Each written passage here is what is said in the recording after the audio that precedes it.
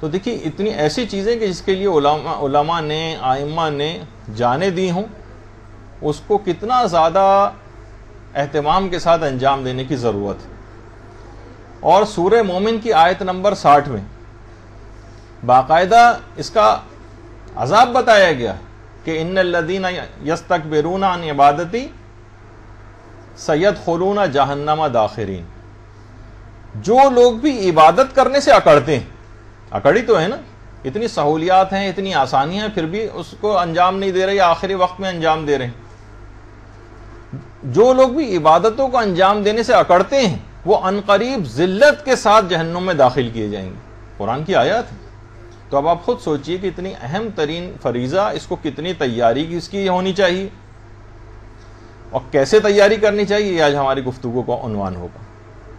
دیکھیے جب بھی آپ کبھی کسی سے ملنے جاتی ہیں، اپنے کسی عام رشتہ دار بہن بھائی کے گھر بھی اگر آپ ملنے جاتی ہیں تو کچھ نہ کچھ آپ تیار ہوتی ہیں۔ کسی تقریب میں جب آپ جاتی ہیں تھوڑی سی آپ کی تیاری بڑھ جاتی ہے، اور کسی شادی کی تقریب میں اگر جانا ہوتا ہے تو اس کی ہفتوں بعض اوقات مہینوں پہلے سے آپ تیاریاں شروع کرتی ہیں۔ لوگ کسی بھی بڑے عہدیدار کے پاس جاتے ہیں، گورنر صاحب سے ملنے جانا ہے، صدر صاحب سے ملنے جانا ہے، مناسب ترین لباسوں کا اہتمام کیا جاتا ہے۔ اور یہاں یہ حالت ہے کہ اس کائنات کے پروردگار کے دربار میں حاضری کا وقت ہے، اور انتہائی نامناسب لباسوں کے اندر لوگ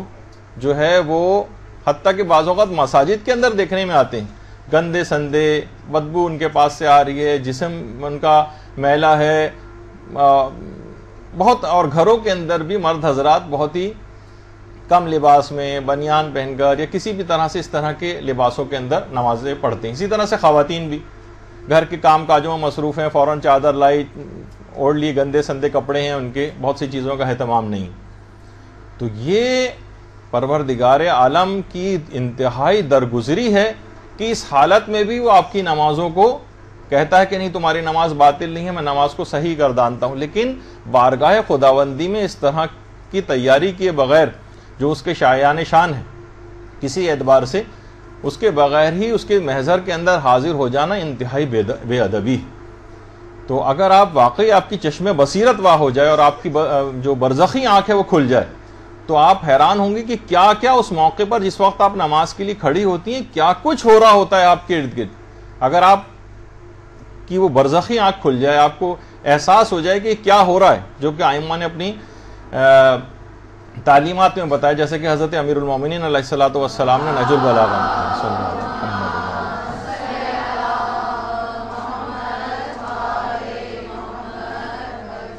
حضرت امیر نہج البلاغہ میں فرماتے ہیں کہ قد حفت بہم الملائکہ، کہ عبادت کا جب کوئی شخص عبادت کر رہا ہوتا ہے تو فرشتے اس کو گھیر لیتے ہیں۔ یعنی آپ کو اندازہ بھی نہیں ہوتا کہ جس وقت آپ خشوع و خضوع سے نماز پڑھ رہی ہیں، جس وقت کوئی انسان نماز پڑھ رہا ہوتا ہے تو فرشتے اس کو چاروں طرف سے گھیر لیتے ہیں، اور اس کے اوپر پروردگار عالم ایک سکون کو نازل کرتا ہے۔ ایک سکون، جب بھی آپ کو ویسے بھی اندازہ ہوتا ہوگا کہ نماز پڑھنے سے کتنا سکون حاصل ہوتا ہے، اور ایسے افراد جب بھی انسان نماز کے لیے کھڑا ہوتا ہے تو آسمانوں کے دروازے اس کے لیے کھل جاتے ہیں۔ آسمانوں کے اوپر دروازے ہیں، کچھ حجابات ہیں، وہ حجابات چاک ہوتے جاتے ہیں، جیسے جیسے ہماری گفتگو آگے جائے گی اس میں آپ دیکھیں گی کہ کتنے بیچ میں حجابات آتے ہیں جن کو آپ کا ایک ایک دفعہ اللہ اکبر کہنا کس طرح سے ان حجابات کو چاک کرتا جاتا ہے۔ آپ کے لیے ایک بہترین جگہ جنت کے اندر تیار اور آراستہ ہونے لگتی ہے، اور اس وقت آپ کے تمام گناہ اگر برزخی آنکھ کھل جائے تو نظر آئے کہ جس طرح سے سوکھے پتوں کو خزاں جو ہے گرا دیا کرتی ہے، اس طرح سے آپ کے گناہ تمام جھڑتے چلے جاتے ہیں۔ اور دیکھیے اتنا اہم معاملہ ہے یہ تیاری کا۔ مثلا اگر کسی کو پرائڈ آف پرفارمنس ملے، ابھی 23 مارچ جو ہے وہ گزری ہے، اور ٹی وی پہ آپ نے دیکھا ہوگا کہ اعلیٰ حکومتی شخصیت نے کس طرح سے لوگوں کو جو ہے وہ اعزازات دی ہیں، کتنا لوگ تیاری سے اس کے اندر جاتے ہیں۔ اور اتنا اہم موقع ہے یہ نماز کا کہ پیغمبر فرماتے ہیں کہ جس وقت نمازی کھڑا ہوتا ہے تو فرشتے پروں سے اس کے اوپر آ کر سایہ کرنے لگتے ہیں، اور جس وقت آپ الحمدللہ رب العالمین کہہ رہی ہوتی ہیں سورہ الحمد میں تو اس وقت پروردگار عالم آپ کی آواز پر لبیک کہہ رہا ہوتا ہے، لبیک ہے میرے بندے۔ اس وقت آپ کو لیکن آپ کو آوازیں سب نہیں آ رہی، بندے میں حاضر ہوں، اور امیر المومنین کی ایک حدیث کے مطابق جب بھی آپ نماز کے اندر کبھی مشغول ہوتی ہیں تو آپ کا جو لباس ہے اور آپ کا جو جسم ہے اور آپ کے اطراف کی تمام چیزیں یہ بھی تسبیح و تحلیل کرنے لگتی ہیں۔ تسبیح یعنی اگر آپ کی وہ آنکھ اور آپ کے وہ کان کھل جائیں جن سے آپ آوازیں سن سکیں، جو کہ ایک مرحلہ بعد میں سیر و سلوک کے اندر آتا ہے کہ بہت سارے افراد کے اندر یہ ملکہ پیدا ہو جاتا ہے کہ وہ ان آوازوں کو سن سکتے ہیں اور ان چیزوں کو اپنی آنکھوں سے دیکھ سکتے ہیں، تو پھر اندازہ ہو کہ واقعی میری یہ نماز کتنی اہم کہ تسبیح و تحلیل، بدن تسبیح و تحلیل کر رہا ہے، ارد گرد کی دیواریں تسبیح و تحلیل کر رہی ہیں، آس پاس کی تمام چیزیں تسبیح و تحلیل آپ کی آواز کے ساتھ آواز ملا کر رہی ہوتی، اور اسی وقت وہ دشمن خدا شیطان شدت کے ساتھ نالہ و فریاد کرنا شروع کر دیتا ہے، اپنے سر پر خاک ڈالتا ہے اور گڑ گڑاتا ہے کہ یہ آدم کا جو بیٹا ہے اس نے تو سجدہ کیا اور یہ نجات پا گیا، اور انکار کرنے کی وجہ سے، اسی سجدے سے انکار کرنے کی وجہ سے لعنت کا ایک طوق جو ہے وہ ہمیشہ کے لیے میری گردن پہ آ گیا، اور یہ فرزند آدم اسی سجدے کے ذریعے جو ہے وہ نجات پا گیا۔ تو اگر آپ کی وہ آنکھ کھل جائے تو آپ شیطان کو ایسی گریہ وزاری اس کی آوازیں بھی سن سکیں، اور اتنا اہم موقع ہے یہ کہ کیا کچھ عالم معنوی میں ہو رہا ہے اور آپ کی روحانیت کیسی اس کے اندر ترقی کر رہی ہوتی ہے اگر واقعی اس کو اس انداز سے نمازوں کو پڑھا جائے کہ جیسے کہ حق ہے پڑھے جانے کا، تو آپ ایک نمایاں تبدیلی اپنے اندر محسوس کریں گے۔ لیکن اگر آپ نے مناسب تیاری نہیں کی، ایک بوجھ سمجھا اور ایک جس طرح سے ایک بہت زبردستی کر کے نماز پڑھوائی جاتی ہے اس طرح سے نماز پڑھی گئی، تو اتنے اثرات یہ نماز نہیں رکھے گی۔ یہ آپ کے اپنے کہ آپ اس نماز کو کتنی اہمیت دیتی ہیں اتنا ہی بس یہ نماز آپ کے لیے کارآمد بنے گی۔ تو دیکھیں آپ آج کل ایک بات اور، اس نماز کی تیاری کا فائدہ کیا ہے؟ فائدہ دیکھیں آج کل تمام شیعوں کو کتنا زیادہ دشمنوں کے خطرات لاحق ہیں، کتنی ایسی شہادتیں بھی حالیہ دنوں میں واقع ہوئی ہیں، استاد شہید سبط جعفر، حالیہ جو واقعہ عباس ٹاؤن کا، روزانہ کچھ مومنین کا شہید ہونا اور علاقوں کے اندر، کہ انسان بعض اوقات اپنے دشمنوں کی کثرت سے گھبرا جاتا ہے۔ لیکن ہمارے چھٹے امام جعفر صادق علیہ الصلوۃ والسلام فرماتے ہیں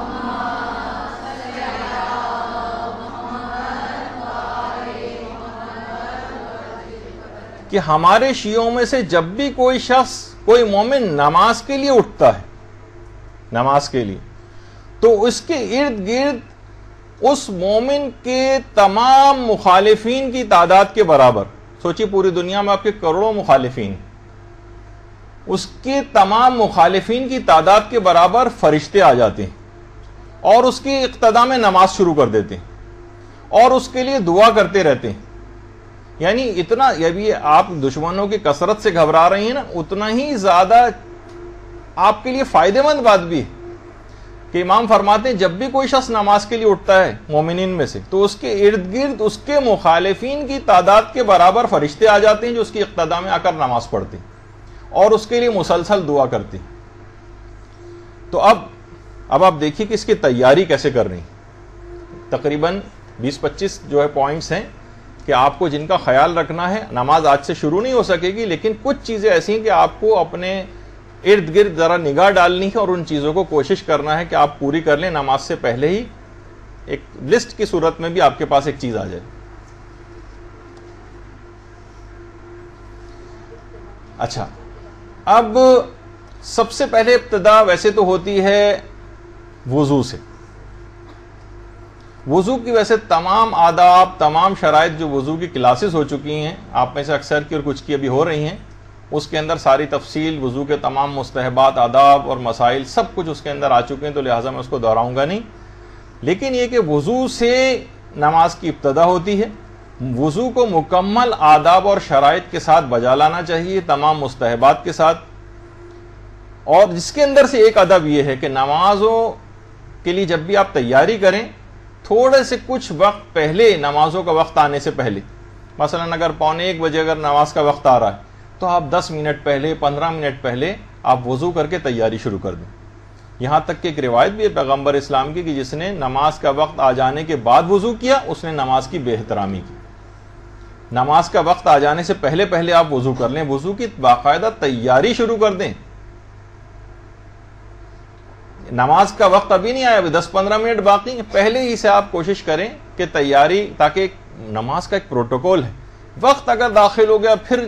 وضو کرنے گئے، کیونکہ دیکھیے ابھی وضو ہو جائے گا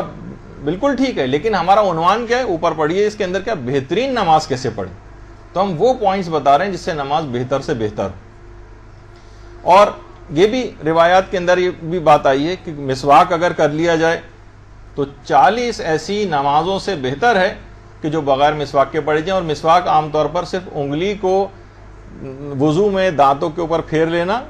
جو کہ آپ کلی وغیرہ کرتی ہیں اور دانتوں پر انگلی پھیرتی ہیں، وہ بھی اسی کے حکم میں آ جاتی ہے، لیکن الگ سے بھی مسواک کرنے کی بڑی تاکید.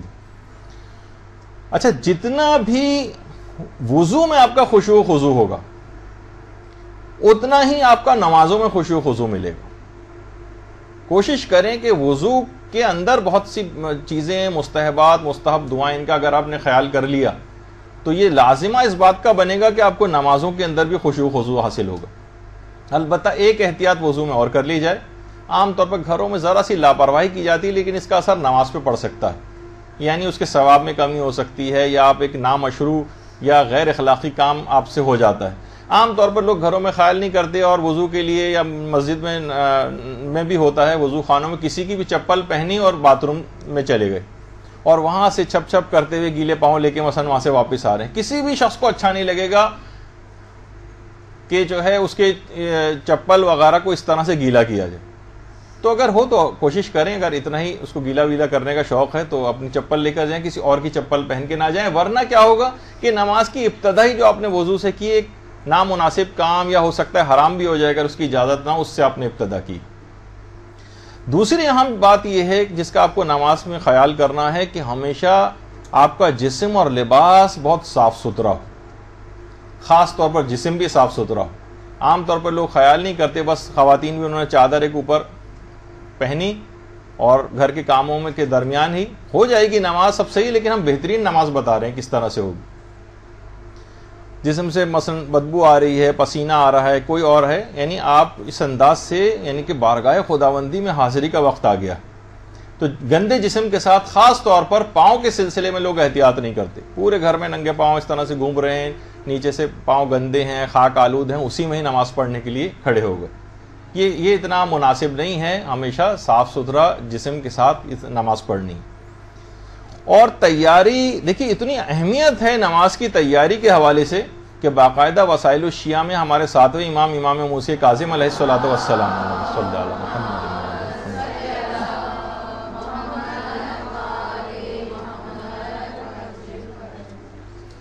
کہ ہمارے ساتویں امام جمعرات کے دن سے ہی جمعے کی تیاریاں شروع کر دیتے تھے. جمعرات کے دن سے، ایک دن پہلے سے. ہم تو تھوڑے وقت پہلے سے آپ سے کہہ رہے ہیں، لیکن بعض اوقات ایک دن پہلے سے تیاریاں شروع ہو جاتی ہیں. اور یہی وجہ ہے کہ ہمارے امام زمانہ علیہ الصلوۃ والسلام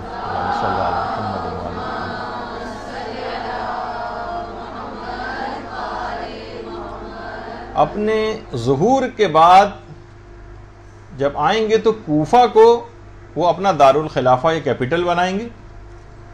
اور کوفے میں 1000 دروازوں پر مشتمل ایک مسجد کی تعمیر ہوگی. ایک تو یہ تو مسجد کوفہ ہے آپ کے سامنے. کوفے میں ایک مسجد کی تعمیر ہوگی جس کی اتنی بڑی وہ مسجد ہوگی کہ 1000 دروازے اس مسجد کے روایت کے اندر آئیں. اس سے اندازہ ہوتا ہے، کیونکہ ظاہر ہے کہ جب امام زمانہ علیہ السلام آئیں گے تو اکثر جو نماز جماعت ہوں گی اس کی امامت بھی خود کیا کریں گے، اور خاص طور پر نماز جمعہ کی امامت. تو آپ خود سوچئے کہ اتنی اہمیت ہو جائے گی کہ اتنی بڑی مسجد ہونی بھی چاہیے، کیونکہ تمام اکنان و اطراف سے جو ہے لوگ آنا شروع ہوں گے. یہاں تک کہ اتنی تیاری ہوگی امام زمانہ علیہ السلام کی جمعے کی نماز پڑھنے کے سلسلے میں کہ بہت سے افراد تو بدھ سے چلنا شروع ہوں گے کوفے کی طرف، یا جمعرات سے، تو پھر کہیں جا کر وہ جمعے کو پا سکیں گے. ظاہر ہے کہ امام زمانہ علیہ السلام جو ہے وہ نماز جمعہ کی امامت فرما رہے ہوں تو ہر مومن کی خواہش ہوگی کہ میں ان کے پیچھے جا کر نماز پڑھوں. تو روایات میں ہے کہ جمعرات یا بہت سے مومنین تو بدھ سے ہی چل پڑیں گے. ایسی تیاری ہونی چاہیے. اچھا جس وقت بھی آپ تیاری کریں تو ذرا جس جگہ بھی آپ نماز پڑھ رہی ہوں تیاری کے اندر یہ چیز بھی شامل ہے، ذرا اطراف کی چیزوں کی طرف ایک نگاہ دوڑا دیں۔ اگر کمرے میں اطراف میں کہیں پر بھی تصویر موجود ہے، خواہ وہ رہبر معظم کی، امام خمینی کی، یا کسی کی اپنی شادی کی کوئی تصویر ہے، اپنے بچوں کی کوئی تصویر لگائی ہوئی ہے، یا اخبارات رکھے ہوئے ہیں اس کے اوپر کوئی تصویر ہے، کوئی میگزین رکھے ہوئے ہیں اس پر کوئی تصویر ہے، جگہ جگہ آج کل پورے دیکھیے مسئلہ کیا ہے کہ قیامت کے دن ایک ایک نیکی کی ضرورت آپ کو پیش آئے گی۔ بعض اوقات ایک ایک نیکی کے اوپر فیصلہ ہو جائے گا کہ آپ کو کدھر جانا ہے، جنت جانا ہے یا جہنم جانا ہے اپنی سزا پانے کے لیے، تو وہاں پر ایک ایک نیکی کی ضرورت ہوگی۔ تو کیوں ہم اپنی نیکی کو مثلا اگر کمرے میں 5 7 10 تصویریں اس طرح سے کبھی اخبار میں، میگزین میں، دیوار پہ بھی لگی ہوئی ہے، ادھر بھی لگی ہوئی ہے، ادھر بھی لگی ہوئی ہے، تو اس سے کیا ہوگا کہ آپ کا ثواب نماز کم ہوتا جا رہا ہے۔ ہو سکتا ہے کہ بالفرض مثال کے طور پر اگر ایک نماز کا ثواب آپ کو 1 لاکھ ملنا ہے تو پتہ چلا وہ گھٹ کے جو 1000 رہ جائے، 10,000 رہ جائے، کہاں 1 لاکھ اور کہاں 10,000، تو ہم بلا وجہ ایک ایک نیکی جب کام آنے والی ہے تو اپنی نماز کے ثواب کو کیوں کم کریں؟ تو یا تو اس تصویر کو الٹ دیں یا اس تصویر کے اوپر کوئی کپڑا ڈال دیں دوران نماز، اور کوشش تو یہ کریں کہ کیا ضرورت ہے۔ بعض اوقات جب ہر وقت یہ تصویریں لگی رہتی ہیں نا تو آپ بعض اوقات توجہ بھی نہیں ہوتی اور ہفتوں مہینوں گزر جاتے ہیں ان تصویر کی طرف دیکھتی بھی نہیں۔ آپ اپنی نمازوں کو کیوں ثواب زبردستی کم کرواتی ہیں؟ اس وجہ سے کہ تصویریں اس طرح سے لگا کے رکھی جائیں،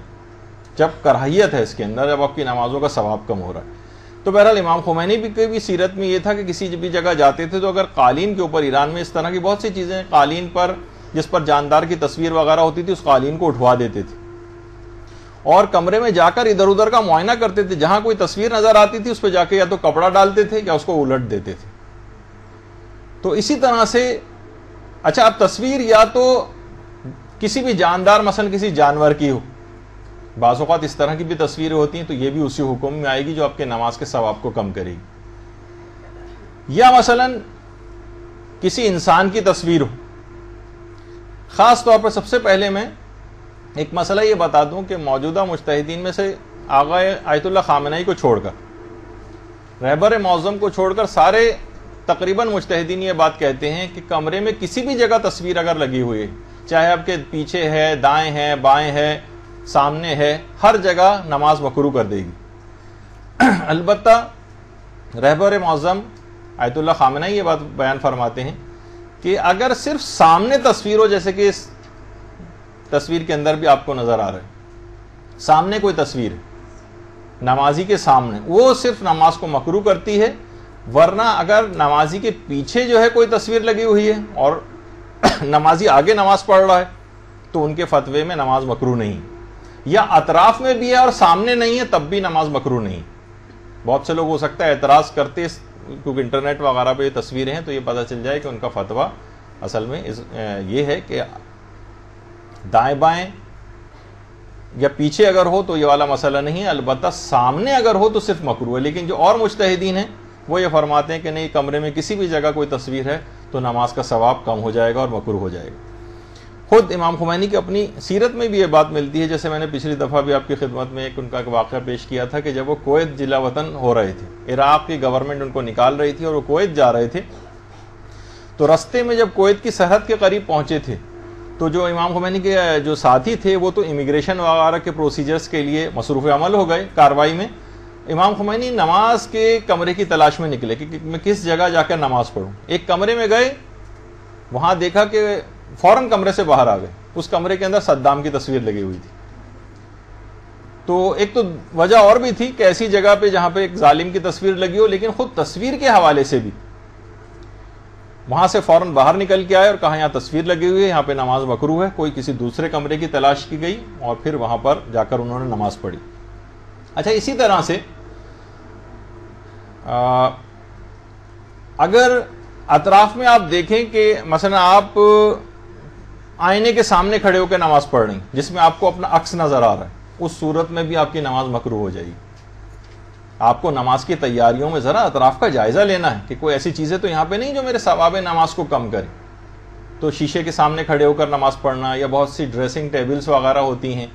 ان کے سامنے کھڑے ہو کر نماز ہو جائے گی، لیکن ثواب نماز کم ہو جائے گا کیونکہ اس کے اندر آپ کا عکس یا تصویر نظر آ رہی ہے۔ اسی طرح سے ایک چیز کا خیال آپ کو اور رکھنا ہے، وہ ہے کہ اس کمرے میں وہاں ٹی وی بھی نہ چل رہا ہو، کیونکہ اگر ٹی وی تصویر کے حکم میں آ جاتا ہے،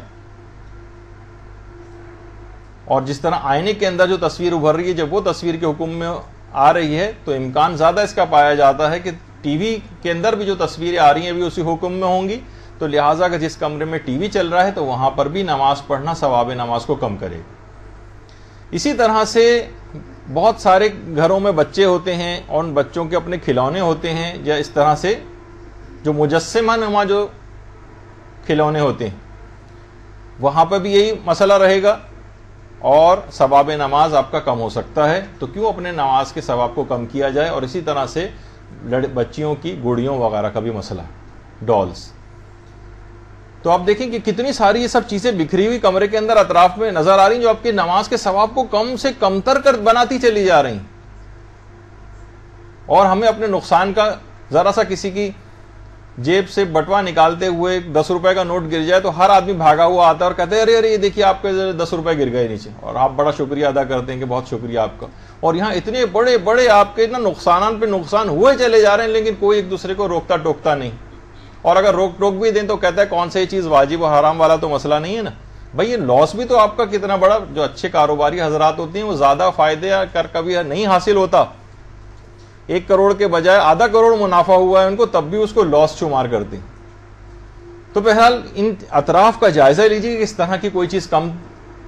کمی تو واقع کرنے والی نہیں ہے آپ کی نمازوں کے ثواب میں۔ پھر نمازوں کی جگہ کا آپ کو بہت اچھا سا انتخاب کرنا ہے۔ دیکھیے سب سے پہلے تو معاشرے کے اندر جہاں اجتماعی طور پر نمازیں ہوتی ہیں وہاں پر بھی جو منتظمین ہیں اگر وہ تھوڑا سا درد دل رکھتے ہیں، لوگوں کو نماز کی طرف راغب کرنے کے شوقین ہیں، تو ان کو ایسی جگہوں یعنی مساجد کو،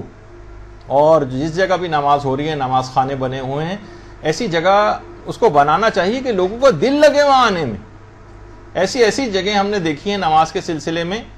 کہ قالین ان کے جو ہے وہ کیچڑ کی طرح سے تقریباً ہو چکے ہیں، اتنے میلے گندے،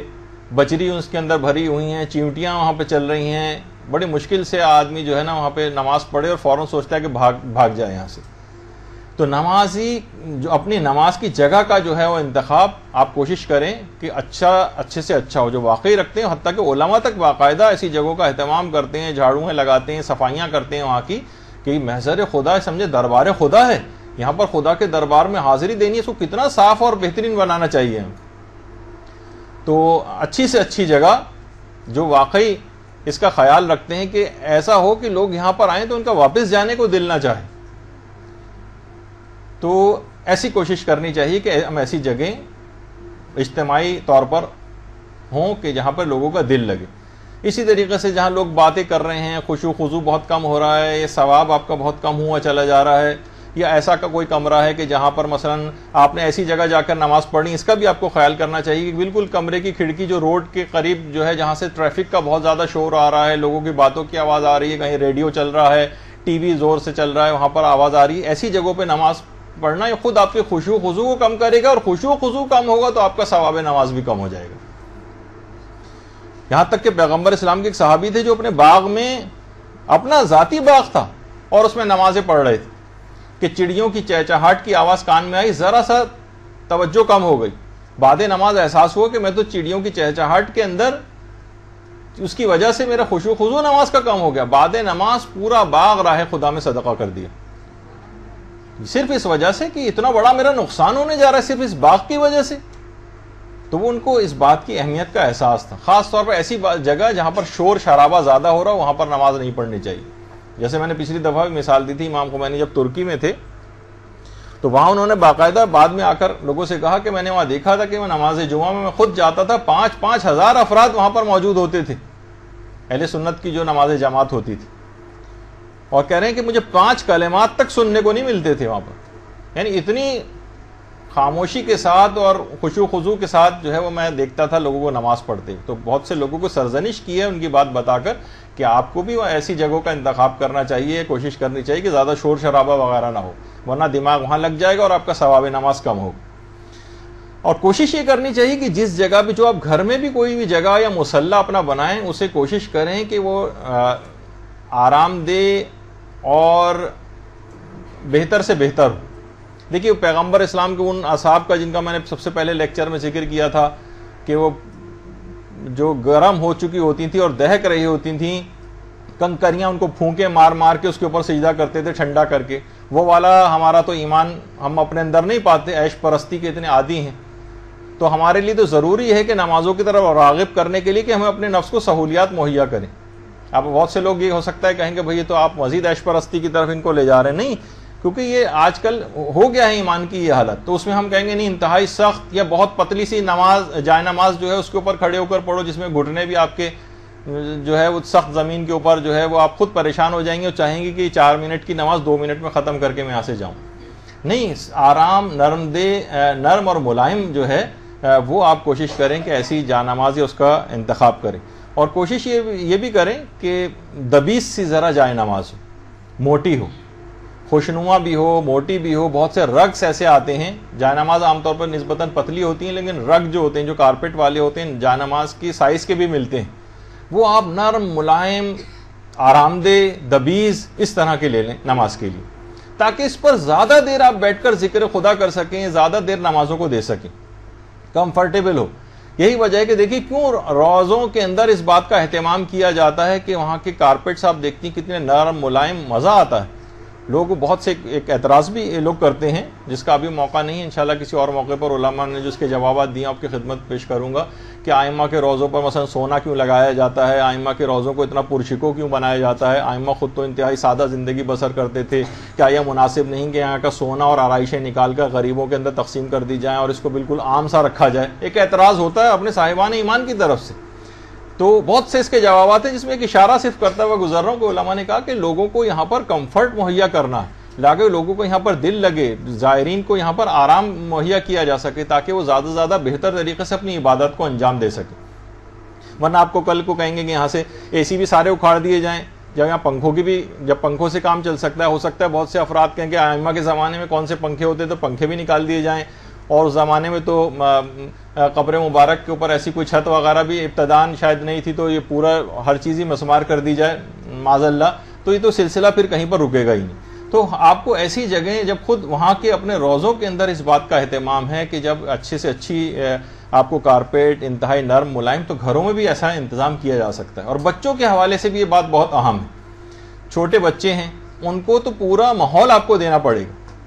دیکھیں وہ جو آئنسٹائن کہا کرتا تھا نا کہ ہم کسی کو پڑھا نہیں سکتے، ہم صرف پڑھائی کا ماحول دے سکتے ہیں اس کو. تو ہم ظاہر زبردستی کرنا نمازوں کے سلسلے میں، تو اس کے اندر ایک یہ بھی ہے کہ کوئی ایسا ماحول بھی گھروں کے اندر نہیں پایا جاتا. جیسے کل ہی ہمارے پیرنٹ ٹیچرز میٹنگ یہاں پر ہوئی تھی، تو ایک بچے سے والدہ اس کی آئیں اور شکایت کی کہ نماز نہیں پڑھتا ہے. جب ان کو الگ سے کونے میں لے جا کے بچے سے پوچھا گیا بیٹا آپ نماز کیوں نہیں پڑھتے، تو کہنے لگا میں کیا کروں، ہماری امی بھی تو نہیں پڑھتی. تو مسئلہ اس کے اندر یہی ہوتا ہے کہ خود بچے کو ایسا ماحول بھی مہیا کرنا ہے. تو بچوں کو عبادت کے لحاظ سے بھی ایسا ماحول مہیا کرنا ہے کہ اس کا خود بخود دل لگے، نرم ملائم کارپیٹ کے اوپر آئے، تھوڑی دیر بیٹھے تو اس کو مزہ آئے وہاں پر، اور اس کا دل اس طرف راغب ہو. مثلا تلاوت قرآن کے لیے بھی رغبت رکھے، اور جو ہے کوئی بھی اس کے لیے تھوڑی دیر بیٹھنے میں بھی اس کو مزہ آنا چاہیے وہاں پر.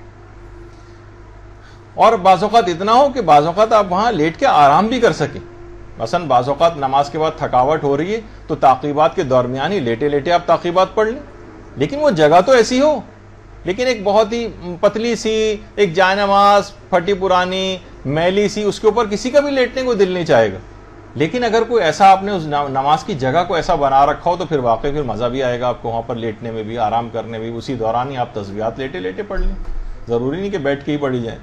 اسی طرح سے جس جگہ بھی آپ نماز پڑھیں اس میں کوشش کریں کہ آپ کے بالکل قریب ہی قرآن رکھا ہوا ہو کہ تعقیبات کے درمیان آپ وہاں پر قرآن بھی کی تلاوت بھی کر سکیں. وہیں پر توضیح المسائل بھی قریب کے اندر موجود ہو، صحیفہ کاملہ موجود ہو، آپ نے ہاتھ بڑھایا صحیفہ کاملہ اٹھا لیا، آپ نے ہاتھ بڑھایا مفاتیح الجنان اٹھا لی، تاکہ وہ ہینڈی یعنی آپ بالکل قریب ہوں،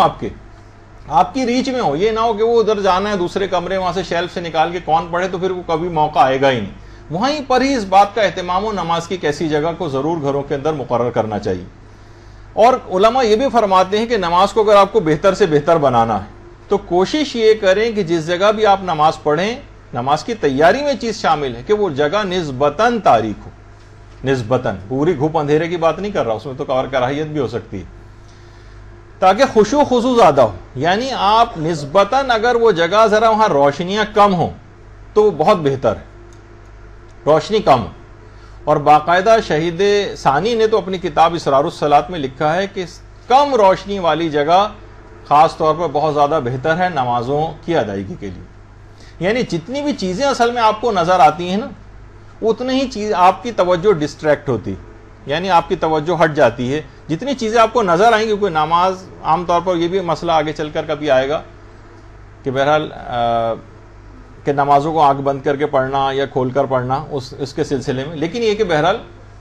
جتنی چیزیں نظر آ رہی ہیں اتنی آپ کے لیے توجہ بٹانے کا باعث بنتی ہیں. اور جب بھی بہت سے علماء تو کہتے ہیں اگر خشوع خضوع آپ کو آنکھیں بند کر کے ہی مل رہا ہے تو آپ آنکھیں بند کر کے بھی نماز پڑھ سکتی ہیں, یہ خشوع خضوع ملنے والی بات ہے. تو بہرحال خشوع جو ہے, خشوع خضوع یہ زیادہ عام ہے بنسبت کسی اور چیز کے. تو دیکھیے جو کچھ بھی آپ کی زبان کہہ رہی ہے نا, اس کا دل سے بھی آپ کی تائید ہونی چاہیے, ورنہ کبھی بھی اس کے اثرات مرتب نہیں ہوں گے. یعنی خشوع اتنا اہم ہے. اور امام خمینی نے تو خاص طور پر خشوع خضوع کیسے حاصل کریں, ایک تو بہت پہلے ایک لیکچر ہمارا ہو چکا ہے, لیکن ایک بالکل نئے انداز سے ہوگا جب گفتگو ذرا آگے بڑھے گی ہماری. تو اس کے اندر بھی یہ بات بڑی اہم ہے کہ امام خمینی نے ایک بڑے خطرے کا اپنی کتاب کے اندر ایک احساس دلایا کہ دیکھیے اگر آپ نے آداب نماز کا خیال نہیں کیا اور نمازوں کو بے توجہی کے ساتھ پڑھا اور اس طرح سے پڑھا کہ وہ صرف زبان کے تک تھا, دل میں اس کو جگہ نہیں دی, مرتکز اپنی اس کو توجہات کو نماز کی طرف نہیں کیا, تو امام خمینی فرماتے ہیں کہ جب خوف و شدت کا عالم ہوگا یا حالت احتضار ہوگی تو ایسی صورتحال اس وقت آ سکتی ہے ایسے افراد کے لیے کہ وہ رسول حتیٰ کہ ائمہ کو تک کو بھول جائیں گے. اور جس وقت سوال منکر و نکیر جس وقت ہونے والا ہوگا, جو پہلی رات آئے گی سوال و منکر و نکیر, تو ایسے افراد جنہوں نے انتہائی سرسری طریقے سے اپنی نمازوں کو پڑھا تھا, نہ اس میں توجہات تھی, نہ ان کے دل نے ان کے زبان کا ساتھ دیا تھا, تو جب شدت اس قسم کی ہوگی تو جب فرشتے آ کر ان سے پوچھیں گے تو بہت امکان اس بات کا ہے کہ کہیں یہ پیغمبر نہ پوچھا جائے گا تمہارا نبی کون ہے, تو رسول کا نام بھول جائیں گے. تو اپنی نمازوں کی بڑی حفاظت کرنا, تو تمام ایسی چیزوں سے اپنے آپ کو بچانا ہے کہ جس کے خطرات بہت بڑھتے چلے جاتے ہیں اگر ان کا خیال نہ کیا جائے. اور یہ بھی علماء نے کہا کہ کوشش یہ کریں کہ اگر کمرے میں بھی آپ کسی جگہ پڑھ رہی ہیں تو اگر کوئی کمرے کا ایک کونا ہو تو زیادہ مناسب. ایک تو ہے کہ مثلا کمرہ ہے اس کے بالکل بیچ میں کھڑے ہو کے ہم نماز پڑھیں, نہیں, دیوار کے قریب جتنا آپ اگر چلتی چلی جائیں اتنا زیادہ بہتر ہے. ایک تو سب سے کونے والا کمرہ ہو جہاں لوگوں کی آمد و رفت کم ہو, وہاں زیادہ عام طور پر ثواب یوں ہوگا, کنسنٹریشن زیادہ ہوگی, لوگوں کی آمد و رفت ہی کم ہے. لیکن یہ کہ اگر کمرے میں بھی آپ کسی جگہ پڑھ رہی ہیں تو پھر آپ کوشش یہ کریں کہ دیوار کی طرف چلی جائیے ذرا. دیوار اگر آپ کے سامنے ہوگی تو آپ کی توجہات ادھر ادھر نہیں جائیں گی. اور جگہ کے سلسلے میں ایک اہم ترین بات یہ ہے کہ جس جگہ بھی آپ نماز پڑھیں کوشش یہ کریں کہ جگہ میں بھی اس بات کا خیال رکھیں. نماز کو شروع کرنے سے پہلے دیکھیے ابھی باتیں بتائی جا رہی ہیں کہ جگہ جو ہے وہ غصبی نہیں ہونی چاہیے. مثلا آپ نے کرائے پہ کوئی مکان لیا ہوا ہے اور اس کا کرایہ ہی نہیں دے رہے, یا مثلا یہ ایسی کوئی غلطی ہو, یا مثلا مالک مکان یعنی وہ آپ کا ایگریمنٹ جو ہے پورا ہو چکا ہے اور خالی کر دینا چاہیے تھا لیکن آپ ٹالتی جا رہی ہیں اور وہ مالک مکان پیچھے لگا ہوا ہے آپ کے, اب آپ کی جو نمازیں ہیں اس سے متاثر ہو سکتی ہیں. یا مثلا کوئی پلاٹ آپ نے لیا تھا جس پر خمس پہلے سے واجب الادا تھا, اسی کے اوپر نماز بنایا اور خمس ابھی تک ادا نہیں کیا, نہ اس کو کوئی تدبیر ایسی کی ہے, نہ حاکم شرع وغیرہ کے پاس جا کے کوئی مصالحت کی ہے, اور اسی میں نمازیں پڑھ رہے ہیں, آپ کی نمازوں کا بڑا مسئلہ ہو جائے گا. یا ایسا کوئی گھر ہے کہ جو والد کے انتقال کے بعد یا میراث میں سب کو تقسیم ہونا چاہیے تھا اور کچھ افراد راضی نہیں ہیں اس طرح سے رہنے پر,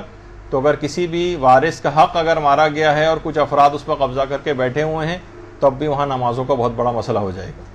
تو ہمیشہ اس بات کا خیال رکھنا ہے جگہ نماز کے سلسلے میں. ابھی تو ہم نے نماز دیکھی شروع بھی نہیں کی ہے, یہ تو صرف ابھی ہم کھڑے ہو کے اندازہ لگا رہے ہیں, تصویروں کو دیکھ رہے ہیں, کبھی کچھ کر رہے ہیں, کوئی ایسی جگہ کا انتخاب کر رہے ہیں, لباس کا انتخاب وغیرہ سب چیزیں ہو رہی ہیں. تو اسی کے اندر جگہ بھی ہے وہ مباح ہونی چاہیے. ایسا نہ ہو کہ اس طرح کی کوئی چیز ہو تو آپ کی نمازوں کا چاہے وہ کتنی خشوع و خضوع سے کیوں نہ پڑھی جائیں کوئی فائدہ مرتب نہیں ہوگا. اسی طرح سے نماز شروع کرنے سے پہلے آپ کو چاہیے کہ آئینے میں ذرا اپنا جائزہ بھی لیجیے. آئینے خواتین کے سلسلے میں اس کی تاکید اور زیادہ ہے. ایک عام انسان تو عام آدمی کیا کرے گا, زیادہ سے زیادہ کنگا وغیرہ کر لے گا, مرد حضرات میں سے ہے, اپنے لباس کو تھوڑا سا دیکھ لے گا. لیکن اچھا اس کی اہمیت بھی دیکھیے, کبھی بھی ایسا کچھ ہوتا ہے کہ مثلا گھر کے دروازے پہ بھی آدمی کبھی جا رہا ہوتا ہے, کوئی آ جاتا ہے تو تھوڑا سا اپنے آپ کو بہتر کر لیتا ہے. پیغمبر اسلام بھی کی سیرت یہ تھی کہ جس وقت دروازے پہ کوئی آتا تھا اور دق الباب ہوتا تو پیغمبر برتن کے پانی میں اپنا عکس دیکھ کر پھر دروازے پر جاتے تھے کھولنے کے, یعنی اپنے آپ کو تھوڑا سا بہتر. تو اب تو خدا کے حضور حاضری کا موقع ہے, تو وہاں تو اپنے آپ کو ضرور ذرا دیکھ لینا چاہیے کہ محضر خدا میں حاضر ہونے جا رہے ہیں, حلیہ وغیرہ بھی درست ہے, یا کوئی ایسی غلطی تو نہیں ہو رہی ہے, خاص طور پر خواتین کے سلسلے میں. ایک بال بھی اگر کوئی ایسا نظر آئے, اب تو خواتین بہت سی جو ماڈرن ہو گئی ہیں ذرا, تو وہ اپنے اس بات کا خیال نہیں کرتی ہیں, لیکن ایک بال بھی اگر کسی عورت کا نظر آ رہا ہے تو اس کی نماز غلط ہو جائے گی. تو مسائل نماز کے لحاظ سے بہت ان چیزوں کا خیال رکھنا ہے کہ کہیں سے کوئی بال نظر نہ آئے. دوپٹے کے اندر نماز جس میں سے بال جو ہے مثلا جھلک رہے ہوں, اتنا سی تھرو اگر کوئی دوپٹہ ہے یا چادر بھی سی تھرو ہے جس میں سے یعنی باقاعدہ بال جھلک رہے ہوں اس میں سے, تو ایسی چیزیں پہننے سے بھی اجتناب کیا جائے. اور اللہ اکبر کہتے وقت بھی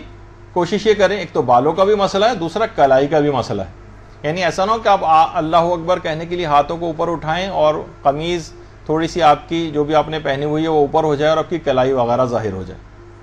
یہ بھی کوشش کریں کہ اس طرح سے نہ ہو. بال بالکل نہیں نظر آنے چاہیے, جو کہ عام طور پر خواتین کے کچھ نہ کچھ اس قسم کی غلطی نظر آتی. اور قنوت پڑھتے وقت بھی یہی غلطی ہے, تو خیر ذرا دعا کے لیے حوالے سے, لیکن اگر کوئی بلند ہاتھوں کو بلند کر رہی ہیں عام طور پر خواتین, اور وہ جو ہے اس میں ان کی کلائی وغیرہ ظاہر ہو رہی ہے, تو بھی ان کی نماز غلط ہو سکتی ہے. اسی طرح سے سجدے میں جاتے وقت بھی جب کوئی نامحرم سامنے نہیں ہوتا ہے تو ظاہر ہے کہ موزے وغیرہ پہننے واجب نہیں ہوتے ہیں, لیکن خواتین کیا عام طور پہ کیا ہوتا ہے کہ سجدے میں گئیں اور پائچہ اونچا ہو گیا تو اب ٹخنے سے بھی اوپر کی جگہ کافی زیادہ کھل سکتی ہے. تو اس کی بھی احتیاط کی جائے کہ اس طرح سے آپ کوئی بھی چیز پہنے کہ جتنی نماز میں جسم چھپانا ضروری ہے اتنا کم سے کم جو ہے وہ ضرور چھپا رہے. اور قنوت کے اندر بھی خاص طور پر تھوڑی سی بھی کلائی جو ہے یہ کوشش کریں کہ ظاہر نہ ہو, اور سلیوز وغیرہ پہنی جائیں تو بہت اچھا ہے, یا چادر پہنی جائے تو اس کے اندر تو خود بخود ہاتھ اس طرح سے چھپ جاتے ہیں. لیکن یہ کہ عام طور پر اسکارف وغیرہ پہن کے یا تھوڑا سا کم پردہ کر کے جو خواتین چادر کو استعمال نہیں کرتی اور ویسے کچھ چھپانے اپانے کی کوشش کرتی ہیں, دوپٹے کو اس طرح سے کر لیتی ہیں, لیکن یہ کہیں نہ کہیں سے جسم کے وہ اعضاء اس کے اندر کھل سکتے ہیں کہ جس سے نماز غلط ہو جاتی. تو بہرحال وہ مسائل اپنی جگہ پر آئیں گے. تو ابھی تو میں صرف ایک اشارہ کرتے ہوئے گزر رہا ہوں کہ آئینے کے اندر دیکھ کے آپ اپنا ضرور اس انداز کا طریقہ کار کر لیں. اور آپ کی جو آستینیں بھی ہوں, چاہے وہ نماز کی چادر ہو کچھ ہو, کوشش یہ کریں کہ اس طرح سے اندازہ کر لیں کہ آپ کے میکسیمم لینتھ میں بھی جس وقت آپ ہاتھوں کو اپنے پھیلائیں گی یا قنوت وغیرہ پڑھیں گی تو ایسا تو نہیں کہ وہ آپ کی کلائیاں وغیرہ ظاہر ہو جائیں گی. تو آپ کو تھوڑی سی بڑے سائز کی چادر وغیرہ کا بھی انتظام کر کے اس میں نماز پڑھنی چاہیے. اور بچوں کے سلسلے میں بھی مائیں خاص طور پہ اس کی احتیاط کریں کہ ان کو شروع سے اس بات کی ٹریننگ دیں کہ پردے کا کس انداز سے خیال رکھنا ہے نماز کو شروع کرنے سے پہلے. اچھا, اسی طرح سے بچوں کے سلسلے میں تو تاکید اپنی جگہ پر ہے. چھوٹے بچے جو ابتدائی سے اچھے طریقے سے بالکل نماز کے عادی ہو جاتے ہیں, پھر یہی بچے بڑے ہو کر بعد میں اچھی نماز پڑھ سکتے ہیں, بنسبت یہ کہ بچپن سے ہی ان کی طرف توجہ نہیں دی ہے اور نامناسب لباس پہنا کے ان کو اپنے ساتھ جو ہے وہ مثلا رکھا گیا ہے, تو بعد میں بڑے ہو کر بھی ذرا لاؤبالی سے رہیں گے. چلیں یہ بچی تو پھر بھی بہت چھوٹی ہے, لیکن یہ کہ بہرحال اس کا بھی خیال رکھنا چاہیے کہ اس سے پہلے والی بچی بہت چھوٹی تھی لیکن اس اچھے طریقے سے پہنایا گیا تھا. بچہ تو آپ کے اپنے اختیار میں ہوتا ہے نا, جیسا بھی اس کو چاہیں ڈھالیں. اچھا, اسی طرح سے اس بات کا بھی خیال رہے کہ لوگ جوائنٹ فیملی سسٹم میں رہتے ہیں. نماز کے دوران ویسے تو خواتین کو اپنے پاؤں نہیں چھپانا ہے, اور چہرہ تو چھپانا خیر واجب ہے ہی نہیں. اس تصویر میں ایک الگ بات ہے کہ چہرہ چھپا ہوا ہے, وہ اس سے قطع نظر. جو مسئلہ اس میں بتانے کا ہے کہ عام طور پہ جوائنٹ فیملی سسٹم میں مثلا دیور بھی گھر میں گھوم رہے ہیں, کچھ اور نامحرم افراد بھی ساتھ رہتے ہیں, اور کسی جگہ ایسی جگہ پہ نماز پڑھی جا رہی ہے جہاں کوئی نامحرم دیکھ سکتا ہے, تو پھر پاؤں کا چھپانا واجب ہو جاتا ہے, پاؤں کا چھپانا. تو عام طور پر یہ بھی نماز کی تیاری کے اندر ہے کہ زیادہ دوران نماز تو کہیں موزے نہیں پہننے کے لیے جائیں گے آپ, تو یہ آپ کو تیاری کے اندر ہی اس بات کا اہتمام کر لینا ہے کہ کوئی ایسی بات نہ ہو جائے کہ کوئی نامحرم مثلا آنے کا امکان ہو تو آپ نے پہلے سے موزے وغیرہ پہنے ہوئے ہیں۔ اچھا، اب اس کے بعد ایک چیز اور آپ کو کوشش کرنی کہ نمازوں کے لیے بہترین لباس کا انتخاب کرنا ہے۔ شادیوں کے لیے آپ لباس کا اہتمام کرتی ہیں، سالگرہ میں جانے کے لیے لباس کا اہتمام کرتی ہیں، نماز کے لیے اچھا لباس کیوں نہیں سلواتی؟ جانے کے بعد فوراً بازاروں کا رخ نہ کیجیے گا، اپنے گھر میں سے کوئی ایسا لباس کوئی بہترین، یا اگر بنوانا بھی پڑ جائے، مجھے پتا ہے کون سا منع کر دوں گا تو آپ نہیں جائیں گی، لیکن بہرحال یہ کہ ایسا لباس ضرور نماز کے لیے کہ بہترین سا ایک لباس ہو، اچھے سے لباس کا اہتمام اس کے اندر کیا جائے، باقاعدہ جس میں آپ کو لگے کہ ہاں آپ نے نماز کو ایک امپورٹنس دی۔ گندا سندا لباس پہننا، موڑا توڑا لباس پہننا، بغیر استری شدہ لباس پہننا، جس طرح سے کوئی مٹکے میں سے نکال کے پہلے جو لوگ پہن لیا کرتے تھے اس طرح کا لباس پہننا، اس طرح کی چیز نہ ہو۔ بچے ہوں ان کے لیے بھی بہت مناسب، اس سے نماز کی عظمت کا احساس پیدا ہوگا۔ اچھے سے اچھا لباس، اچھے سے اچھا لباس نماز کے سلسلے میں، کیونکہ آپ ایسے بارگاہ کے اندر حاضر ہو رہی ہیں کہ جس کے اندر بڑی امپورٹنس ہے ان تمام چیزوں کی، لباس کی اچھے طریقے سے اس کو انجام دینے کے لحاظ سے۔ تو کوئی بھی آپ کوشش کریں کہ نماز کے لیے کوئی ایک لباس خواتین مخصوص کر دیں، ایک لباس یا دو لباس اپنے بہترین سے سلوا کے صرف نماز کے لیے مخصوص، جو صرف نماز کے لیے آپ نکال کر پہنیں اور اس کے بعد ان کو اتار دیں،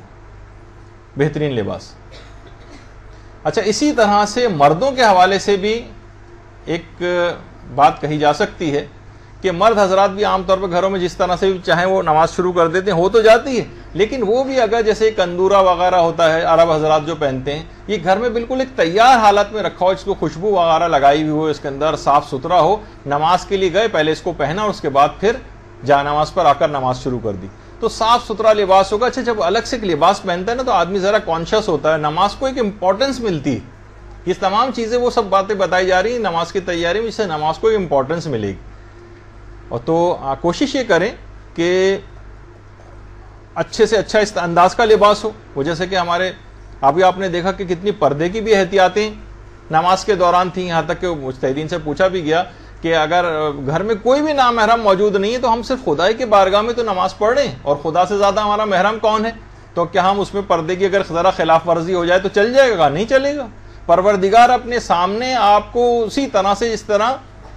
معاشرے میں آپ کو پریکٹس کروانا چاہتا ہے نامحرموں کے سامنے۔ ہمارے استاد محترم تو بڑا اچھا ایک جملہ اس سلسلے میں کہتے ہیں کہ اس میں پردے کی جتنی باتیں، اس پردے کے احکام صرف نماز کے پردے کے سلسلے میں احتیاطیں ہیں۔ عورتیں اگر ان کی پابندی کر لیں، اور جو 5 دفعہ دن میں ان کو پریکٹس کروائی جا رہی ہے بار بار پردے کی، تو کہا کہ اگر عورتیں اس کی پابندی کر لیں تو ہمارے مجالس اور دروس کے مضامین آدھے رہ جائیں، ہم دوسری چیزوں کی طرف توجہ دے سکیں۔ پتہ چلا ساری بار بار توجہ میں انہی چیزوں کی طرف دینی پڑتی۔ تو پروردگار بھی، چاہے آپ اکیلے کمرے میں کیوں نہیں نماز پڑھ رہی، کسی نامحرم کا دور دور تک یا محرم کے آنے کا بھی امکان نہیں، تب بھی پروردگار اپنی بارگاہ میں آپ کو اسی انداز سے بلا رہا ہے، پورے مکمل پردہ کروا کر۔ تو کب آپ کے لیے سزاوار ہوگا کہ عام حالات میں آپ کو نامحرموں کے سامنے جانے کی اجازت مل جائے بے پردگی کے عالم میں۔ تو ایک تو بات یہ کہ دیکھیے، لباس کو آرام دہ ہونا چاہیے، لباس تنگ نہ ہو۔ عام طور پر ہو تو جاتا ہے، لیکن مثلا ٹائٹ قسم کی پینٹس پہنی ہوئی ہیں اور جینز پہنی ہوئی، اٹھنا بیٹھنا بھی مثلا اس کے اندر مشکل ہو رہا ہے، تو ایسی نمازوں کے اندر یہ نامناسب ہے، ان کی توجہ، ان کا دل بھی نہیں لگے گا۔ تو ایک تو میں نے یہ کہا کہ نمازوں کے لیے کوشش کریں کہ الگ لباس ہوں، اور باقاعدہ کسی جگہ ہینگر میں کسی جگہ وہ ٹنگا ہوا، اور مرد حضرات ہوں خواتین ہوں نکالیں پہنیں، اور نماز ختم کرنے کے بعد دوبارہ اس کو ٹانگیں۔ دیکھیے، نمازوں کے لحاظ سے لباس کی اتنی اہمیت ہے کہ بہترین لباس کا امام حسن علیہ الصلوۃ والسلام، ہمارے اللہ صلی اللہ علیہ وسلم،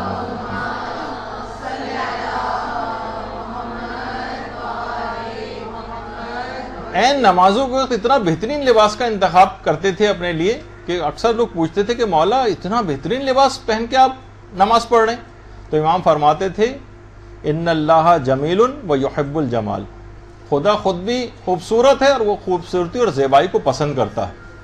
اور خود قرآن کے اندر بھی یہ چیز آئی ہے، سورہ اعراف کی جو آیت نمبر 31 ہے کہ یا بنی آدم خذوا زینتکم عند کل مسجد، کہ مسجد جاتے ہوئے یعنی نماز کو پڑھتے ہوئے اپنی زینتوں کو ساتھ لے کر جائیں، یعنی خدا کے حضور ایک تو بہترین نماز اور اپنے بہترین لباس کے ساتھ نماز پڑھیں، اور باقاعدہ خوشبو وغیرہ سے بھی مزین ہو کر آئیں. خذوا زینتکم عند کل مسجد، اس کے اندر خوشبو اور اچھا لباس بھی شامل ہے. اور یہ تو نماز کی تیاری ہوتی تھی. پھر یہی امام جب نماز کے لیے کھڑے ہوتے تھے تو اتنا لرزتے تھے، اتنا گڑ گڑاتے تھے اور ایسا تڑپتے تھے کہ روایت کا جملہ کہ جسے کسی سانپ نے کاٹ لیا. اور اس کے مقابلے میں آپ خود سوچیے کہ کوئی ایسا شخص کہ جو صحیح طرح سے نامناسب لباس کے ساتھ اس کی نمازوں میں کبھی وہ خشوع خضوع آئے گا.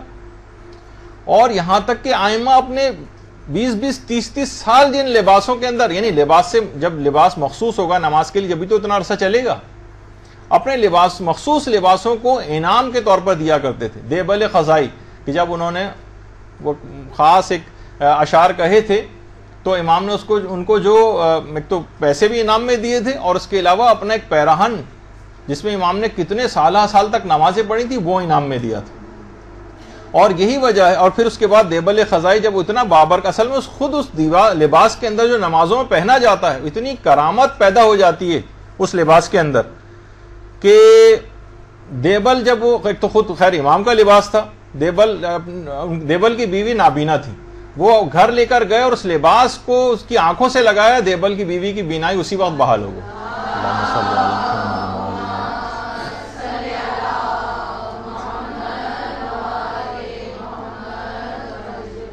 آیت اللہ مرشی نجفی نے کہا کہ وہ سال تک جس لباس میں نے نماز شب اور دیگر نمازیں پڑھی اس لباس کو میرے ساتھ قبر میں دفن کیا جائے. وہ بابرکت لباس ہے، وہ ایک نشانی کے طور پر وہ لباس ہے. اور اسی طریقے سے جب امام خمینی کے متعلق میں ملتا ہے کہ انتہائی صاف اور بہترین لباس ہمیشہ پہن کر نمازیں پڑھتے تھے، حتیٰ کہ بیماری میں بھی جس وقت آپریشن ہوا تھا اور آپریشن کے بعد اسپتالوں میں انہوں نے نماز پڑھی اس میں بھی انتہائی صاف اور بہترین لباس کا انتخاب کرتے تھے. آغا معتمدی جو امام خمینی کے قریبی ساتھیوں میں سے تھے وہ یہ فرماتے ہیں کہ بیماری کے بعد آپریشن کے بعد بھی جتنی نمازیں پڑھی انتہائی صاف اور بہترین لباس کا انتخاب کر کے نمازیں پڑھی. اور خود آیت اللہ مرشی نجفی کا یہ جملہ ہے کہ ایک دفعہ ایک شخص امام خمینی کے پاس آیا اور اس نے آ کر امام خمینی سے ان کے نماز کا لباس تحفے میں مانگا. نماز کا لباس تو امام ایک تو اوپر سے تو ابا وغیرہ ہوتی ہے عالم کی اور امامہ ہوتا ہے، لیکن اندر تو وہی کرتا شلوار ٹائپ کا جو ایک لباس کرتا ہوتا ہے، ایک پاجامہ ہوتا ہے. تو وہ کمرے میں اندر گئے اور اپنے نماز کو وہ لباس لا کر اس شخص کو دیا. یعنی اس نے بھی کہا کہ مجھے آپ کے نماز کا لباس چاہیے. امام خمینی اور ان کے ساتھ ان کے سگے بھائی آیت اللہ پسندیدہ بیٹھے ہوئے ہیں. اچھا اب ایک تو یہ دوسرا ایک چیز کی بات، یعنی نمازوں کے ثواب فائدے یہ بہتر سے بہتر بنانے کے لیے جو نماز کی تیاری اس میں وہ تمام افراد مرد حضرات کا پہلے مسئلہ بتا دوں پھر خواتین کا کہ جس میں انہوں نے کبھی بھی حج یا عمرہ کیا ہے اس کی ایک چادر اگر وہ اپنے اوپر ڈال لیں اوپری لباس پہ اور اس کو پہن کر کبھی کبھار نماز پڑھ لیں تو اور زیادہ بہتر. عام طور پر لوگ یہ کرتے ہیں اس کو پھینک ویک دیتے ہیں، وہ بڑی امپورٹنٹ چیز ہے، حتیٰ کہ اس کے اندر کفن دیا جانا بھی بہت ثواب رکھتا ہے. احرام کی اس چادر کو لوگ وہیں پر پھینک کر اکثر تو وہاں پر کوڑے خانوں کے اندر احرام کی چادریں پڑی ہوئی نظر آتی ہیں. تو اس بات کا بہت جو ہے خیال رکھا جائے کہ اگر کبھی ایسا بھی ہو جائے تو ثواب ذرا اور بڑھ جائے گا آپ کا. اور خواتین بھی جس احرام کا جو ان کا مقنع تھا یا جس میں انہوں نے حج کیا تھا، عمرہ کیا تھا یا مثلا حج کیا تھا تو اس کو بھی پہن کر کبھی کبھار نماز میں اس کو اگر پہن لیا جائے تو بہت اچھا. اور تاکہ تمام چیزوں کی پہن کے یہ آپ گواہیاں تیار کر رہی ہیں. اور خواتین کے لیے ایک بات اور بھی ہے ویسے تو عام طور پر کہ کوئی ایک معمولی سے چھوٹا کم سے کم ایک زیور ضرور انہوں نے پہنا ہوا، لیکن اس کی یہ معنی بھی نہیں ہے کہ اگر مثلا یہ مسئلہ پتہ چل گیا تو آپ فوراً اس وقت اس کے بعد جیولری کی دکان میں جائیں اور وہ اپنا کوئی زیور وغیرہ کی تلاش شروع کریں. وہی جو گھر میں عام طور پر آپ اور چھوٹا موٹا اتنا زیور کہ ایک کڑا، ایک چوڑی، کوئی بھی ایسی چیز، کوئی ہار، کوئی بھی ایئر رنگ یا کوئی بھی، یہ تو عام طور پر خواتین کے پہنے ہوئی ہوتی ہیں تو وہ بھی کافی. لیکن اگر کسی نے کچھ نہیں پہنا ہوا تو کوئی نہ کوئی ایک چیز ضرور اس طرح سے پہن لے تو ذرا نماز کی تیاری ذرا اس کی اچھی شمار ہو جائے گی. اور پھر اس کے بعد یہ ہے کہ یہ بھی مستحبات میں سے ہے کہ خوشبو لگا کر جو ہے وہ نماز پڑھی جائے. خوشبو کی بڑی تاکید ہے اور خود اپنے لیے بھی خوشبو لگائیں اور اگر کچھ اطراف میں اور لوگ پڑھ رہی ہیں، کچھ خواتین یا اور محرم رشتہ دار، ان کو بھی آپ جو ہیں ان کی بھی خوشبو لگائیں تو بہت ہی اچھا ثواب کا کام ہے خوشبو کا لگانا بھی، اور دوسروں کو بھی اس انداز سے اس میں شریک کرنا۔ ہمارے جو چوتھے امام تھے امام زین العابدین علیہ الصلوۃ والسلام،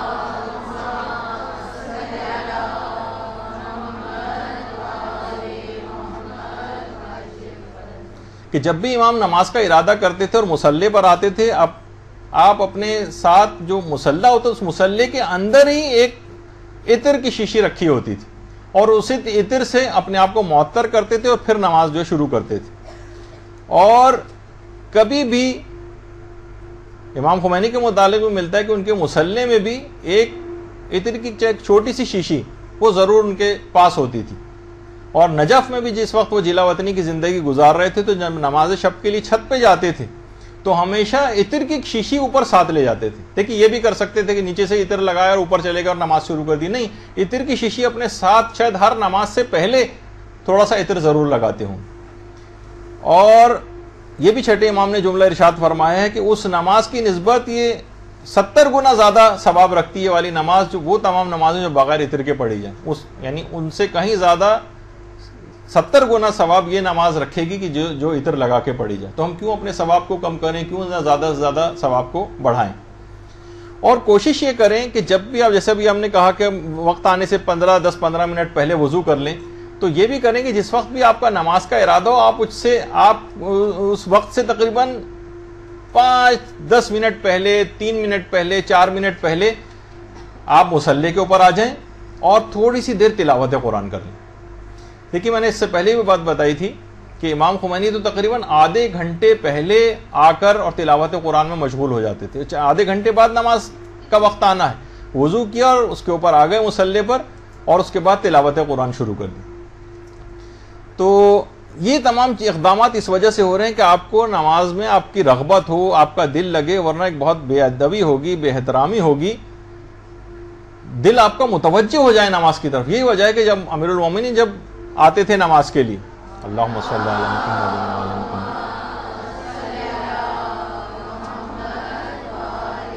تو اتنا پہلے سے تیاری شروع ہو چکی ہوتی تو اتنا متوجہ نماز کے وقت پہ آ کر ہو جاتے تھے کہ بدن کانپنے لگتا تھا، رنگ متغیر ہو جاتا تھا، اور کہتے تھے اس امانت کی ادائیگی کا وقت آ گیا، جس کو زمین و آسمان پر جب پیش کیا گیا تو اس کو تحمل کرنے کی طاقت نہیں رکھتے تھے۔ دیکھیے خود مصلی کے اوپر آ کر بیٹھنا یہ انتہائی زیادہ ثواب اور فائدے کی چیز، جتنی دیر انسان مصلی پر آ کر بیٹھا رہتا ہے خدا کے فرشتے اس پر مسلسل درود و سلام بھیجتے رہتے ہیں اور کہتے ہیں پروردگار تو اس بندے کو بخش دے، تو اس بندے کو بخش دے اور اس پر اپنا رحم و کرم نازل فرما۔ اور نماز کی تیاری میں ایک چیز یہ بھی شامل ہے کہ آپ کے ہاتھ میں عقیق کی انگوٹھی ہو،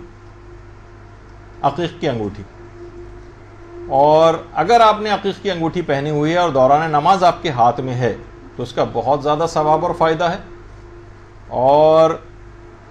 خود پیغمبر اسلام کی حدیث مبارکہ بھی ہے کہ عقیق کی انگوٹھی پہنو کہ پتھروں میں یہ پہلا پتھر ہے جس نے خدا کی وحدانیت اور میری نبوت اور اے علی تمہاری امامت کا اقرار کیا۔ اللہم صلی علی محمد۔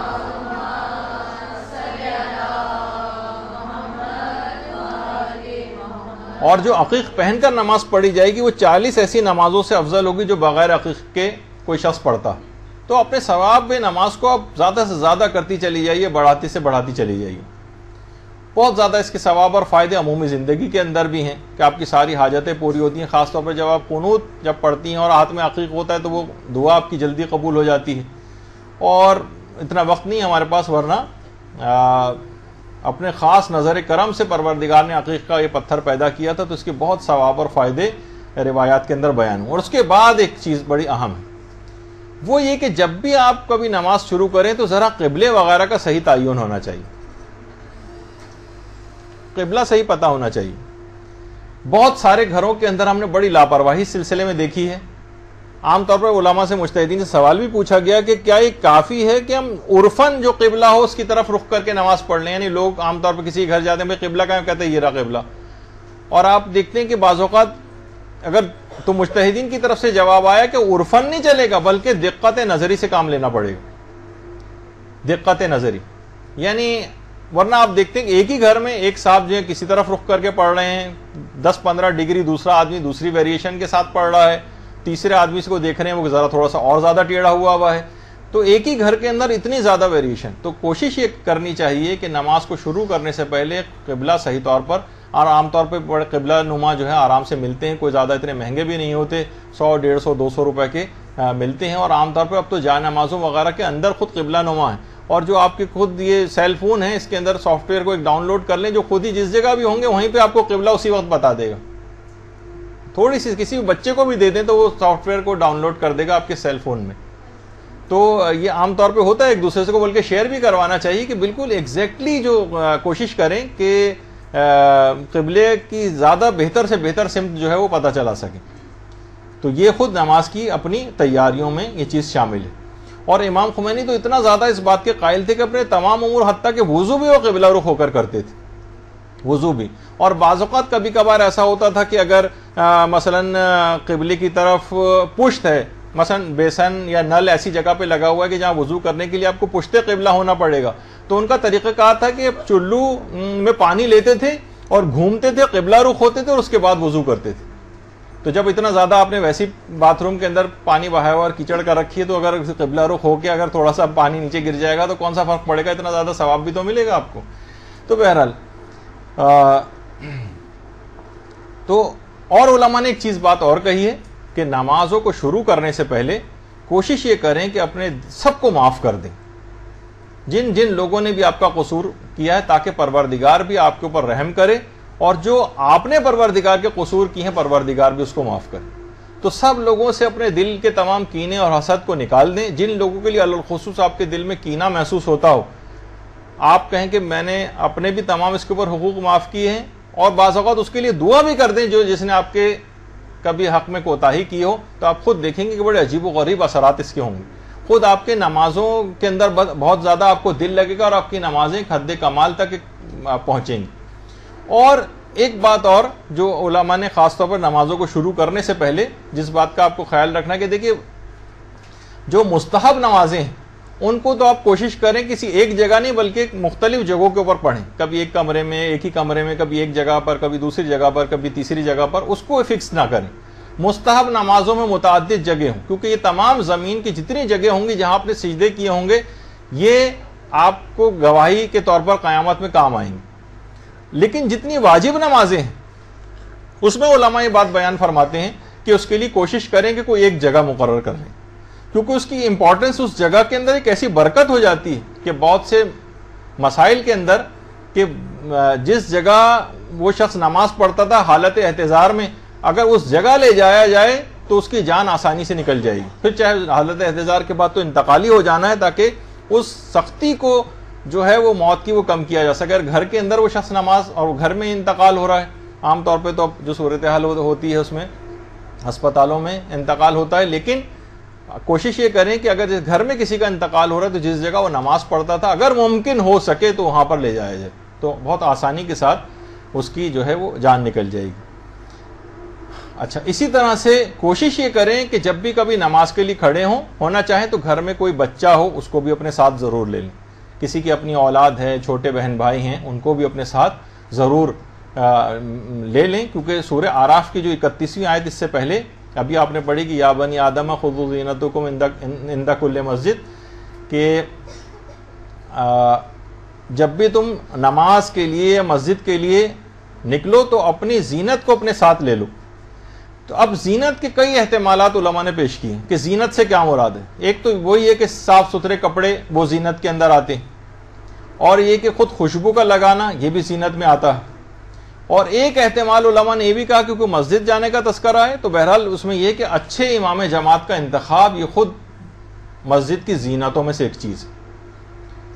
لیکن اگر خود قرآن سے پوچھیں کہ قرآن نے خود زینت کس کو کہا ہے تو سورہ کہف کی آیت نمبر 46 میں علماء فرماتے ہیں کہ المال والبنون زینت الحیات الدنیا، یعنی مال کو اور اولاد کو زینت کہا گیا ہے. تو اس لحاظ سے یہ دنیا کی زندگی کی زینتیں ہیں. یعنی جب بھی انسان نماز کے لیے مسجد جا رہا ہو یا خود گھر میں بھی نماز پڑھ رہا ہو تو ایک تو یہ ہے کہ اپنی اولاد کو اپنے ساتھ لے لے، اپنی اولاد کو اپنے ساتھ لے لے. اور اپنی اولاد کو اپنے ساتھ رکھے، کیونکہ زینت، قرآن نے زینت اولاد کو بھی کہا ہے۔ تو چھوٹے بچے بھی جب جاتے ہیں تو ایک ایک چیز دیکھتے ہیں، آبزرو کرتے ہیں، کسی بھی بڑے شخص کو نماز پڑھتے دیکھتے ہیں۔ تو بہرحال اپنی اولاد کو اپنے ساتھ رکھیں۔ اور دوسرا یہ ہے کہ المال والبنون کا لفظ آیا کہ کچھ پیسہ بھی اپنے ساتھ رکھ لیں۔ تو کیونکہ عام طور پر یہ ہوتا ہے کہ کوئی نہ کوئی مستحق، کوئی جاننے والا، کوئی ایسا وہاں پر موجود ہوتا ہے کہ اس کو آپ صدقہ دے سکتے ہیں، تو کچھ نہ کچھ پیسے بھی اپنے ساتھ رکھیں۔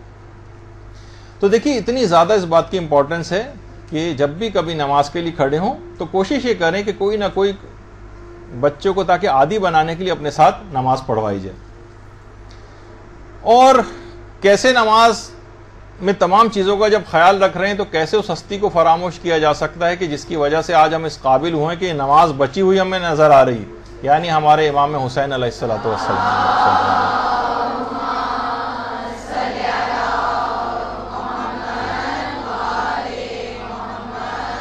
کہ اپنے پورے خانوادے کو اور اپنی آپ کو شہید کروا دیا، قتل ہو گئے اور ان نمازوں کو بچا گئے۔ کیسے فراموش کیا جا سکتا ہے؟ یہی وجہ ہے کہ آغا احمد بہاؤالدینی وہ فرماتے ہیں کہ امام خمینی حضرت سید الشہداء کے اتنے عاشق تھے کہ ہر نماز سے بھی پہلے اور ہر نماز کے بعد ضرور امام حسین علیہ السلام کو یاد کرتے تھے، اور سلام اور زیارت کے ذریعے امام حسین سے توسل کیا کرتے تھے باقاعدہ۔ دیکھیے اتنی اہم بات ہے کہ آیت اللہ عبد الحسین تہرانی جو کہ محدث نوری کے استاد تھے، ایک دفعہ وہ کربلا میں درس دے رہے تھے، تو درس دیتے دیتے انہوں نے اپنے طالب علموں کو کہا کہ کل میں نے خواب دیکھا ہے، پتہ نہیں خواب سچ ہے یا نہیں۔ ایران تھا،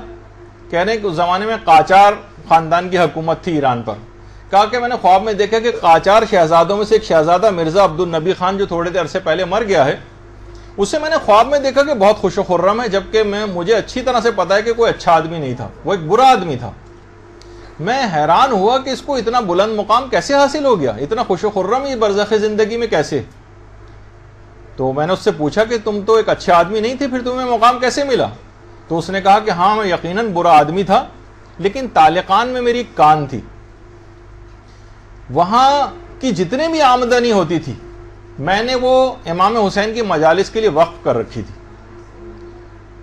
اچھا، اب بس اتنا انہوں نے سنا اور اس کے بعد ان کی آنکھ کھل گئی۔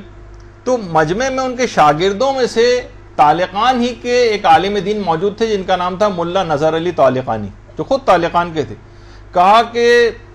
استاد محترم، آپ کا خواب بالکل سچ ہے، مرزا عبد النبی خان کی کان وہاں پر ہے، اور ہر سال اس کان کا پیسہ میرے پاس ہی آتا ہے، جس سے میں یہاں پر مجالس اعظم منعقد کرواتا ہوں مسجد ہندی میں، اور یہ بات بالکل صحیح۔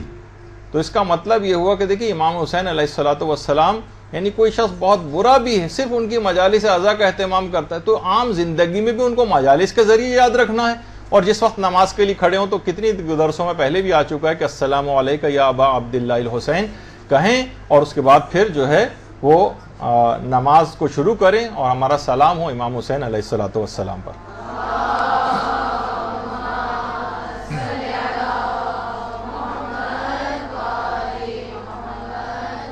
اچھا، ایک بات اور تیاری کے اندر اور بتا دی جائے،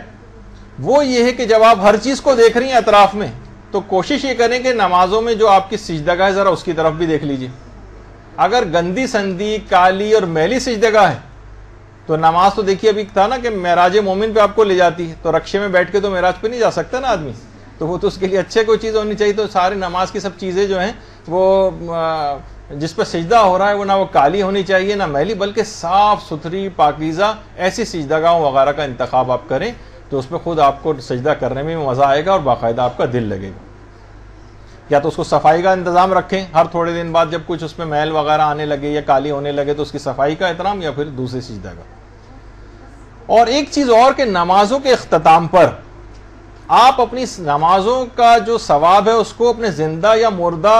جو مرحومین ہیں ان کو ہدیہ بھی کر سکتی ہیں، بلکہ سید ابن طاؤس نے اپنی جو کتاب ہے جمال العظبو میں، اس میں باقاعدہ دو اماموں سے یہ بات روایت کی ہے کہ اگر کوئی شخص اپنی نمازوں کا ثواب پیغمبر اسلام اور امیر المومنین اور ان کے اوصیاء کی خدمت میں ہدیہ کرے تو خدا اس قدر ثواب اس کو دے گا کہ مرتے دم تک جو سانسیں ہیں اس کا شمار نہیں ہو سکتا، اور اس کے جسم سے روح نکلنے سے پہلے اس کو باقاعدہ بشارت دی جائے گی کہ اے شخص تیرا ہدیہ ہم تک پہنچ چکا ہے اور آج تیری اس نیکی کے اجر و ثواب کو عطا کرنے کا وقت آ گیا ہے۔ خدا تیری آنکھیں شاد کرے، تیرا دل شاد کرے اور تیری آنکھیں روشن کرے اس چیز سے جو آج خدا نے تجھ کو عطا کر دی ہے، اور اس مبارک مقام کو جو کہ تو نے آج حاصل کر لیا ہے۔ اچھا، راوی نے جب یہ بات سنی، دو اماموں سے روایت ہے کہ اگر کسی نے بھی اس طرح سے ہدیہ کیا، راوی نے فوراً پوچھ لیا کہ مولا اس نمازوں کو ہم ہدیہ کرنے کا طریقہ کار کیا ہے؟ امام نے کہا بس بیٹھے بیٹھے دل میں یہاں پر قصد کرو کہ میں اس کا ثواب رسول خدا یا ان کے فلاں فلاں اماموں کی خدمت میں ہدیہ کر رہا ہوں۔ اور اس کے بعد یہ باقاعدہ مکیال المکارم کی دوسری جلد میں شیخ تقی موسوی اصفہانی نے بھی باقاعدہ اس کو لکھا ہے مکیال المکارم۔ تو اس وقت بھی اب آپ کو یہ بات اب پتہ چل رہی ہے، تو ابھی اسی جگہ پر بیٹھے بیٹھے بھی آپ اپنی تمام پچھلی نمازوں کو پیغمبر اسلام اور تمام ائمہ کو ہدیہ کرنے کی ابھی نیت کر لیں، تو یہی ثواب اور فائدہ آپ پہ مرتب ہو جائے گا انشاءاللہ۔ درود بھیجیے محمد وعلیہ۔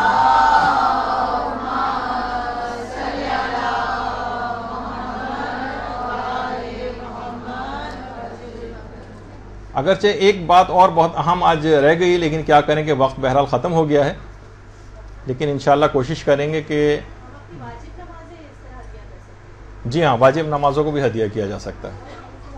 مستحب نمازیں بھی ہدیہ کی جا سکتی ہیں، واجب نمازیں بھی ہدیہ کی جا سکتی ہیں۔ باقاعدہ اس کا آغاز آیت اللہ سیستانی نے بھی اس سے تھوڑے عرصے پہلے مدرسے نے ایک استفتاء ان سے کیا تھا، تو انہوں نے کہا تھا کہ جی ہاں یہ ایسا کیا جا سکتا ہے۔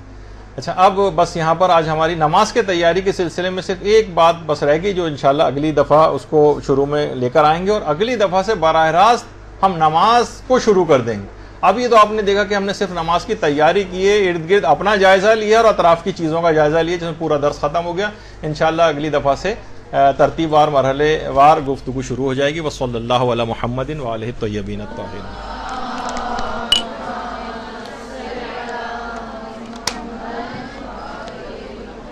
برحمتك يا أرحم الراحمين، وصلى الله على محمد وآله الطاهرين۔